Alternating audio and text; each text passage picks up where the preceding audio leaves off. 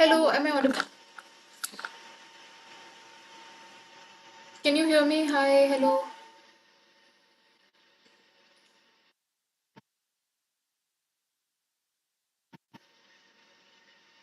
Okay, I think I am audible now. Let's start the session.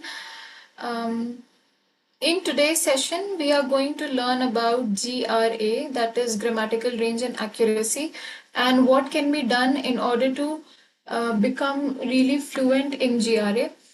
Now, let me just start the slideshow. When we talk about grammatical range and accuracy, it is one of the band descriptors and it is one of the rubrics in the band descriptors.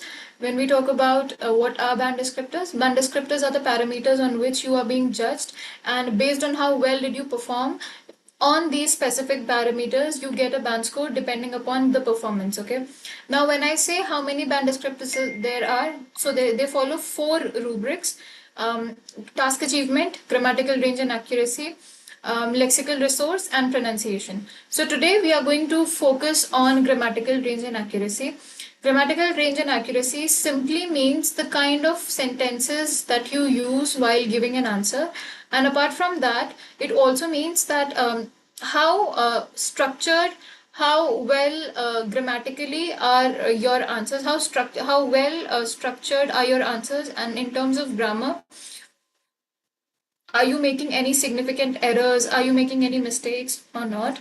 All of this is covered under grammatical range and accuracy. And this is exactly what we are going to study today. Now, when we look at the grammatical range and accuracy, it contains 25% of the total weightage for your speaking as well as the writing section. So let's say, how does grammatical range and accuracy has an impact in your overall speaking test? Let's say we begin by a band score of 5. Now, if somebody is at the band score of 5, the range of structures is going to be very limited and it's going to be rather repetitive. It means that the sentences that you will use will not include a lot of variety. Instead, it will follow a simple structure. So it could be you would stick yourself to using only simple sentences, or you might include one or two compound sentences, but it would be very remotely used. So that would be a band 5 answer. The next one is grammatical errors may be frequent and cause some difficulty for the reader. Now, when you are not well adept in using grammar to its very best, you cannot form sentences. For example, if the question being asked to you is, growing up, did you like to play outside, right? Now, if you don't know that this is a question that requires you to answer it in the past tense, you might say, I like going out. So now, even though you've given an answer, but you are not following the grammar that was supposed to be followed. So even if you give an answer, you will not get the desired band score because you did not give the answer based upon the tense of the question. Okay, so grammatical errors for a band 5 scorer would be pretty difficult. He would not be able to articulate on his ideas because the range of vocabulary, the clarity of thought would be very limited. So that would be for a 5 band score speaker. Now coming to the next is, these kinds of people, they try using complex sentences, but it is with limited success. You know, if you don't know the correct pronunciation, if you don't know, if you don't really know how to actually give an idea, give the words to your idea, put the ideas in terms of words, you may not really be able to explain yourself. For example, you must know that the difference between desert and dessert is paramount, right? So if you say, I went to a very upscale restaurant and then I ordered dessert, it will make a huge lot of difference because that means that you have ordered the entire dessert of maybe Dubai or Sahara Desert. So it will, the way you speak and the way you pronounce words has a very significant, very paramount impact. The correct pronunciation would be dessert. Similar is the case with the word like produce and produce. They both words, they contain the same spelling, but when you pronounce it in a different way, the meaning changes.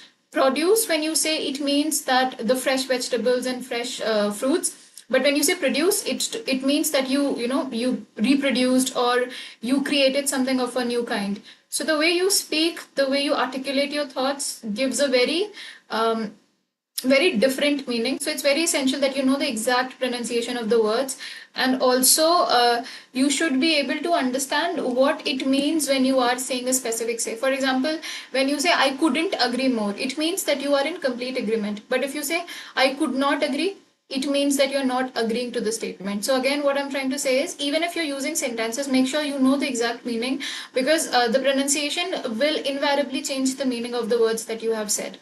All right. The next is punctuation may be faulty.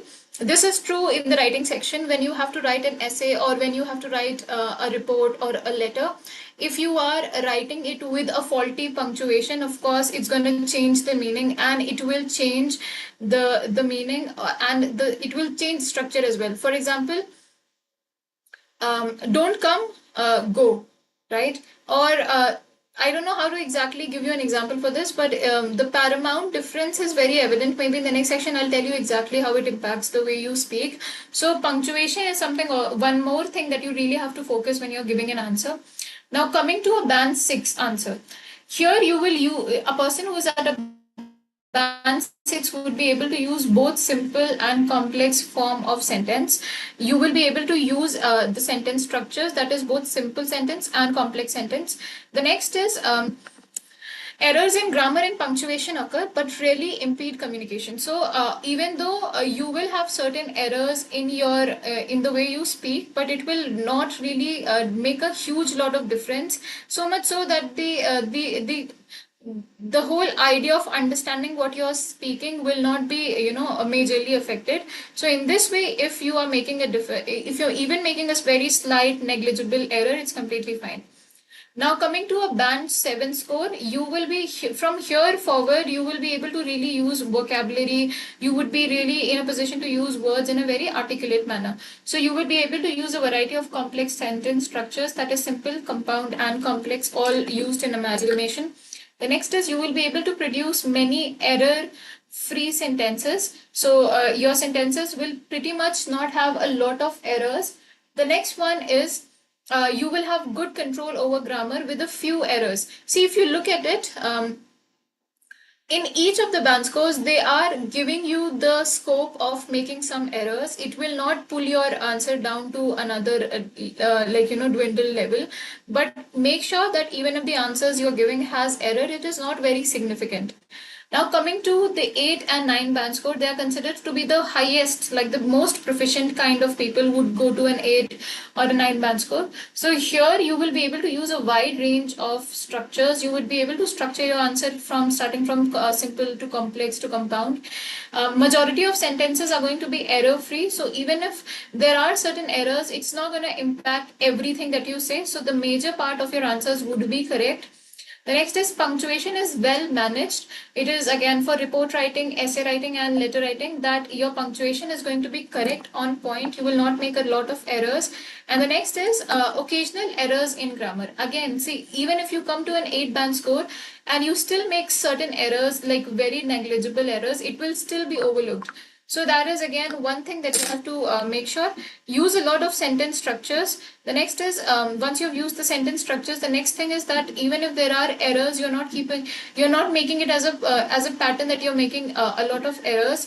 The next is when we go to a band 9 answer, here you use a wide range of structures. You use structures very frequently. You can use sentence structures starting from present, past, to future, starting from simple, compound to complex, and punctuation and grammar are used appropriately throughout. So you are able to use punctuation the way it has to be used, and you are not making any significant grammatical errors.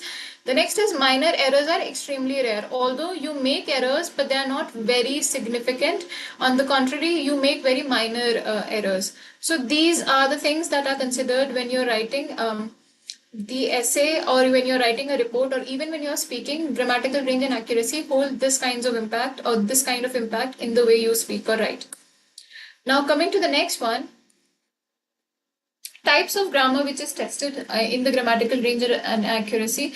The first is basic grammar. Are you able to use the fundamental grammatical structures perfectly, such as subject verb agreement, or if you are able to use a and the perfectly? If you're using simple present, are you able to use it completely? If you're using simple past, are you able to use it completely well? So the basics of your grammar is going to be tested under grammatical range and accuracy. The next is complex sentences. Candidates, if you are able to use or if you are able to structure the answers in a way which is done in a complex usage of the setting, you should be able to use subordinated clauses, relative clauses, and connecting devices, for example, conjunctions or connectors, pretty decently. For example, although, while, because. And you need to be able to have a mastery over complex sentences, which will demonstrate that you have a very high proficiency, like when you have a very high language proficiency. So you should be able to use a complex sentences. You should know the difference between a relative clause, a subordinate clause, a connecting device, and this can be really easily mastered if you watch one or two videos and you understand the basic structure or the rules for constructing these kinds of sentences. Coming to the next one, verb and tenses. This is also one thing which is very closely monitored when you are considered or when you are taking grammatical range and accuracy into consideration. For example, beside the basic tenses, you should be able to use a variety of verbs and a variety of tenses again accurately. For example, what is a present perfect tense? What is a past perfect tense? What is a future perfect tense? What is a continuous, present continuous tense, future continuous tense? And see, again, all these kinds of tenses, if you are able to use it articulately, that means you have a very higher band descriptors. Like basically, you are following the very high note of the band descriptors. That means 7, 8, and 8 above. And how can you learn all of that? Again, with the onset of internet, everything is available to you. So watch one or two videos. If not, then what you can do is you can buy a book called Wren and Martin. In that book, you have everything related to the basics of the grammar. You can start following it, start reading about it, do some exercise, and in this way, you will be able to get an idea of how to use words, how to use sentences, how to use different kinds of sentences pretty articulately again. Now, the next thing which is considered while giving you a mark on the speaking test or the writing test is passive voice. Can you use active voice, passive voice interchangeably? The next one is modals. Modals, that means modals or modals, they are pronounced differently. For example, can, could, may, might, must, should. Can you use these modals again articulately? Or do you have any significant error in terms of explaining your ideas? The next is comparison, because you will be able to or you will be asked to compare between two things. For example, are you an introvert or an extrovert could be one of a very prominently asked question in the speaking test. So here you have to compare between an introvert and an extrovert. For example, or do you think working remote is better than working working on site or working on field? Again, here also you have to use better. You have to use it has more facilities. It is the best, like hands down the best facility available. Again, here you also have to know the superlatives, comparatives of the words, like what is good, what is the good, what is the next form of good, it is better, what is the superlative form, it is great, right? So what I'm trying to say is you should be able to know certain words and how they are used in the comparative and superlative forms. The next one is conditionals. You should be able to use conditionals like the first, second, and third conditionals accurately, and you should be able to express your hypothetical situations and the possible outcomes as well. The next is gerunds and infinitives. Again, the gerunds are ing form of anything, and infinitives, again, that if you need to create an infinitive, you need to add to and the base form of the word. It will help you to convey the essential meaning articulately. The next one is punctuation. Again, I told you that punctuation is something that is very important, and punctuation is not a very strict part of grammar, but it really plays a lot of importance in conveying the meaning clearly. So you should be able to use punctuation appropriately, like commas, periods, colons, and semicolons, to enhance your word flow and also to to be able to pull your structure together, to make sure that you knit your ideas into place. So punctuation again is very important. So these are certain things that are tested when you talk about grammatical range and accuracy. Now, when we talk about what is an independent clause, if you may be wondering, let me give you a brief idea. However, you will definitely have to delve deeper into understanding the independent clause for a better understanding. Now, when we talk about independent clause, it is also known as the main clause. The main clause is basically it is a group of words that contains a subject and a predicate. Subject is the main topic, and the predicate is the verb. Here you express a complete thought, and when you use an independent clause, you do not need a dependent clause or anything else to make sure that the meaning is pretty much clear. For example, I woke up at 8 a.m. It is an independent clause, you don't really need anything else. Or it is raining cats and dogs. Again, you don't really need anything else to make sure that the meaning can be understood or not. Or the sun is shining brightly. Here, the sentence is complete in itself. You do not need any more information to get an idea of what I'm trying to say. So this is an independent clause, and independent clause is used for simple sentences. But for complex sentences, you also need an independent and a dependent clause. Again, the better it would be that you actually learn these clauses, learn different kinds of sentences, like what is a simple sentence, what is a complex sentence, what is a compound sentence, what do you mean when we talk about simple present tense. What do you mean when we talk about past continuous tense or simple continuous tense? So basically, you should be able to tell apart the difference between these kinds of structures, and you should be also be able to use different kinds of tenses different in a different context. So in different contexts, you should be able to use different kinds of sentences is what I'm trying to insinuate.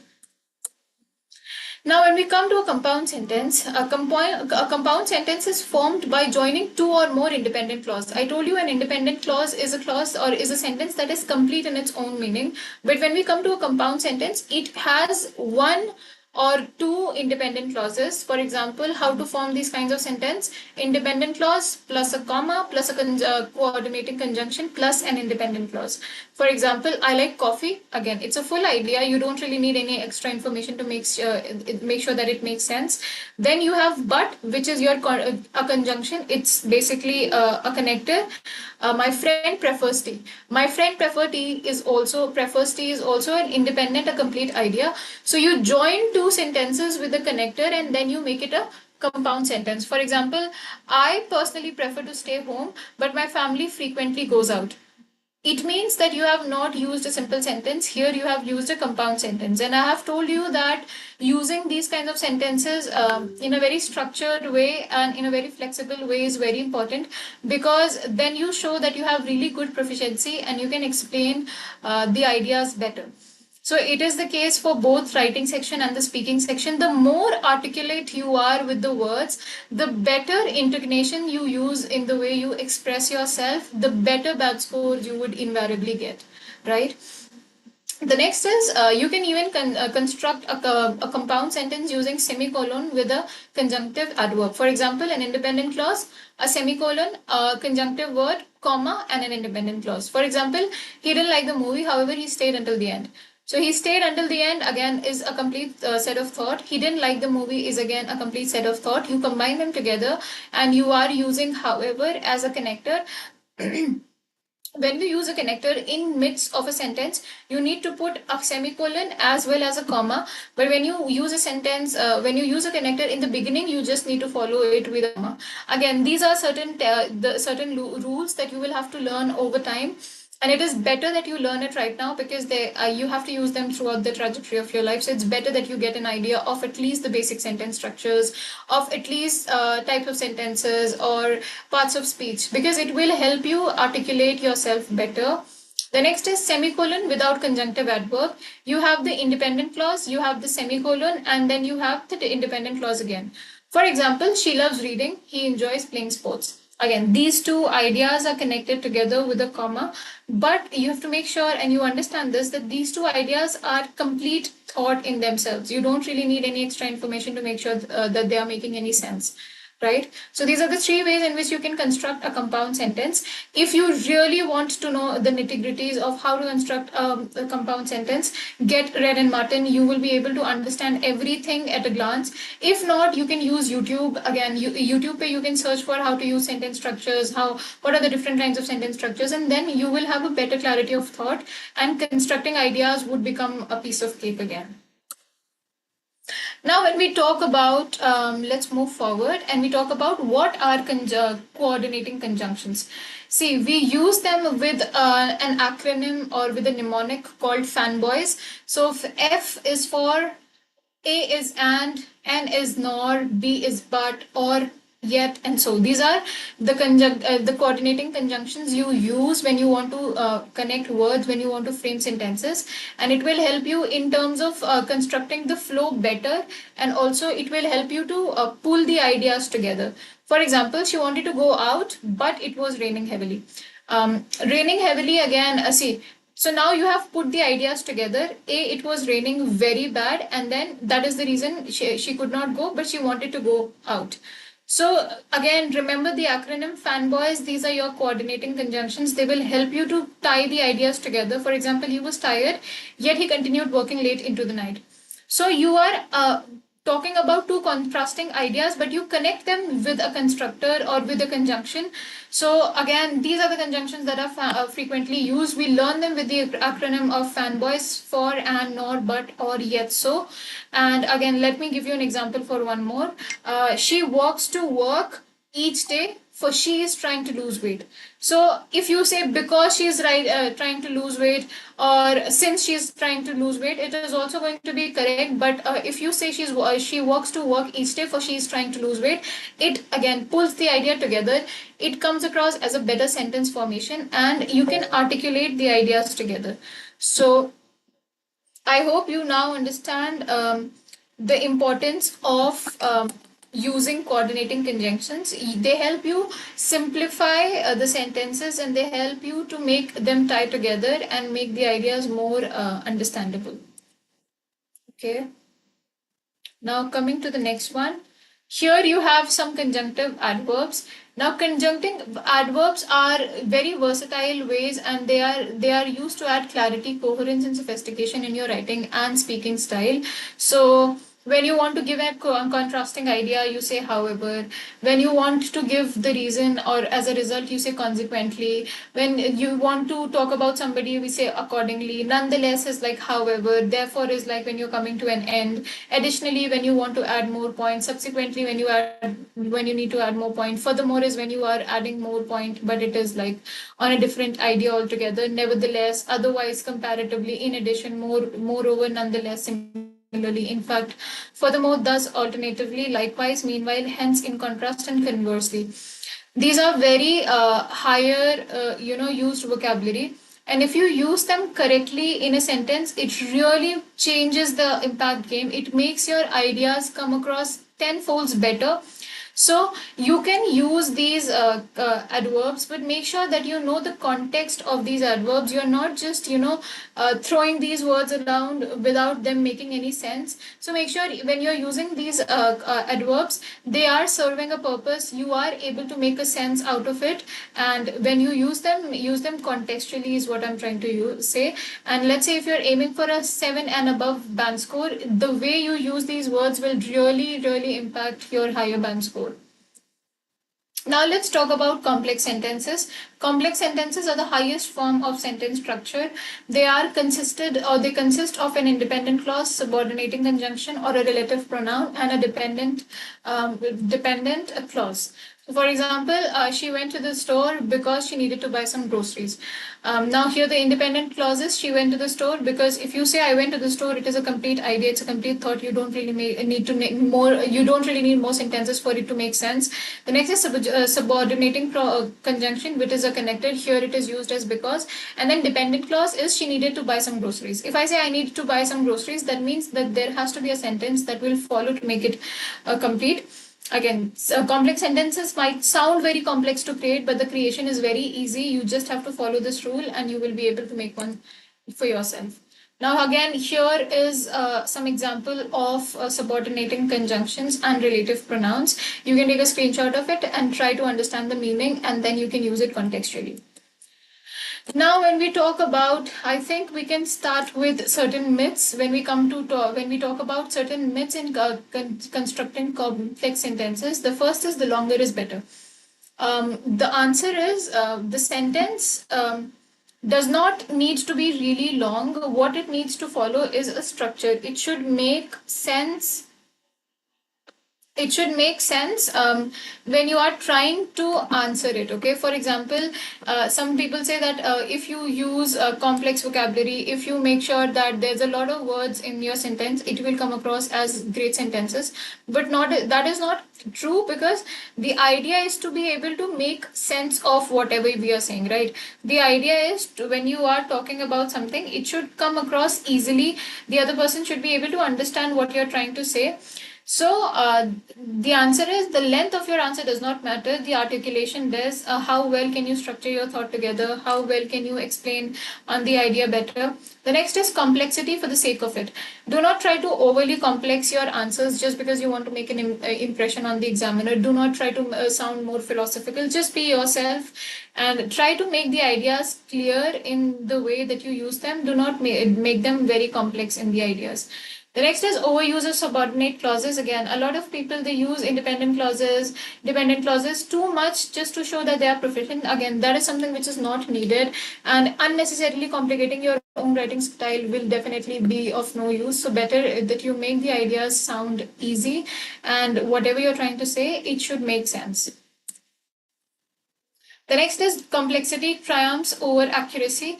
See, the more accurate you are in terms of your answer, the better it is for the examiner to grasp what you're trying to say. So do not try to make the answers complex. Instead, make them accurate. The next is a lot of people they ignore the sentence variety, like they don't really use simple sentences because they think that it's going to be very woke if they just keep on using complex or compound sentences. That's not true either. Try to maintain balance, use all kinds of sentence structures so that you can follow a really good rhythm. Your answers they should flow like water. It should have an introduction, it has to have a body paragraph and a conclusion. So the writing style, the structure, the way you use the conjunctions, the way you use the subordinate clauses, it will make a tenfold mark in the way you get the answers. The next is overlooking punctuation. It is one of the significant errors that students make. They overlook the punctuation, and then, of course, the meaning of the sentence that they have created completely changes. So make sure that you are adding punctuation wherever it is necessary, and make sure that you are paying attention to the punctuation marks such as commas, semicolons, dashes to indicate the relationship between clauses and phrases. The last one is translating directly from your native language. A lot of people, when they try to speak in English, they would translate the answer from their native mother vernacular tongue to English. But the problem is that the grammatical structure completely goes for a toss when you change or translate from your vernacular language. For example, if I have to say, I'm going to sleep in Hindi, I will say मैं सोने जा रहा हूँ, मैं सोने जा रहा हूँ. And when you translate it into English, you will say I sleep going, because that's how we translate, right? We translate verbatim. But you look at it, the structure has completely gone for a toss. It has gone down to the drain. The answer is grammatically incorrect. So instead of translating directly from your native language, try to think in English and then you give an answer. And how do you do that? You need to have information about the basic rule of grammar. You should know. You should be able to use grammar. Again, you should know what are parts of speech. You should know how to form a sentence. What is a verb, tense, adverbs, and all of that. And when you have a basic idea, the more you'll speak, the better you will become at speaking different kinds of languages. So these are certain things that you have to keep in mind. Now the last is complex structures important in IELTS. Using complex sentence is very, very, very important in IELTS because A, it demonstrates higher language proficiency.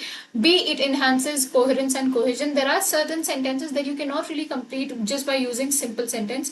So it's very important that you use a complex sentence to make sure that it enhances the coherence and cohesion. The next is it adds depth and detail. The more complex structure your answer follows, it has more details. You can actually answer it in depth. The next is reflects academic writing skills. The better you write, the better it, the kind of words that you use, the kind of structures that you use, it directly is proportional to the way you can speak. So it's better that you use a combination of all kinds of sentence structures in order to be able to sound better. The next is meets band descriptors criteria. So if you want a 7 and above higher band score, you need to be able to meet the descriptor criteria. You should be able to give the answers in the way they have to be given. And the next is it engages the reader. When you use complex sentence structures, it can really be of huge interest for the reader. He would be in a position where he would want to know what you've written further. So it binds the idea together. It makes them more intriguing, and it helps you to point your answers to the significant direction where you initially intended it to go. The next is it differentiates your writing style. Imagine somebody using just monotonous, simple sentences, not adding any tinge of any contrasting ideas. It will sound very monotonous. It will indeed sound very boring. So when you use complex, compound, and simple sentence in complete amalgamation, it helps you to come across as a very intriguing idea. It helps you to come across with sentence structures that have a flow and it has different varieties, and hence it helps you again to sound more intriguing. So these are certain things that we follow if we want to have a higher band score, and we are considering the GRA, which is grammatical range and accuracy. The better you get a grasp on sentences, the better you will get the band scores. It's like that. It is completely directly proportional. It goes side by side. So I hope you now have some clarity in terms of grammatical range and accuracy. And if you have any doubt, you can always reach out to us. We will definitely help you. If you want a free demo, we can definitely do that for you as well. It's going to be a 30-minute long session where you can get your queries answered. And for that, you can just go to our website, which is World edX IELTS, and you can ask any question that you want. We are here to help you. And then I will see you on Monday. So happy weekend to everyone and take care.